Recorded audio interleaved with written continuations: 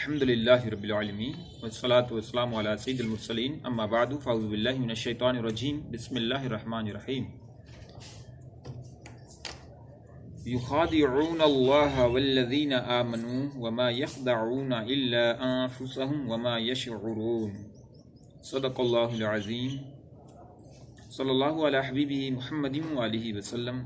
سورہ بقرہ آیت نمبر 9 کی تفسیر آج مقصود ہے۔ ترجمہ کنز العرفان۔ یہ لوگ اللہ کو اور ایمان والوں کو فریب دینا چاہتے ہیں، حالانکہ یہ صرف اپنے آپ کو فریب دے رہے ہیں اور انہیں شعور نہیں۔ اللہ تعالیٰ اس سے پاک ہے کہ اسے کوئی دھوکہ دے سکے۔ وہ تمام پوشیدہ باتوں کا جاننے والا ہے۔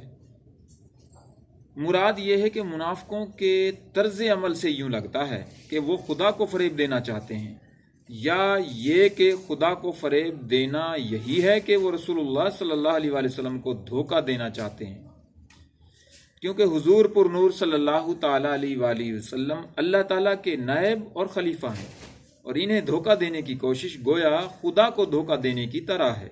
لیکن چونکہ اللہ تعالیٰ نے اپنے حبیب صلی اللہ تعالیٰ علیہ وآلہ وسلم کو منافقین کے اندرونی کفر پر مطلع فرما دیا، تو یوں ان بے دینوں کا فریب نہ خدا پر چلے، نہ رسول پر اور نہ مومنین پر، بلکہ در حقیقت وہ اپنی جانوں کو فریب دے رہے ہیں، اور یہ ایسے اپنے کیے پر ایسے غافل ہیں کہ انہیں اس چیز کا شعور ہی نہیں ہے۔ ان کے ظاہر اور باطن میں بہت بڑا تضاد ہے جو بڑا ہی عجیب ہے۔ اس آیت سے معلوم ہوا کہ ظاہر و باطن کا تضاد بہت بڑا عیب ہے۔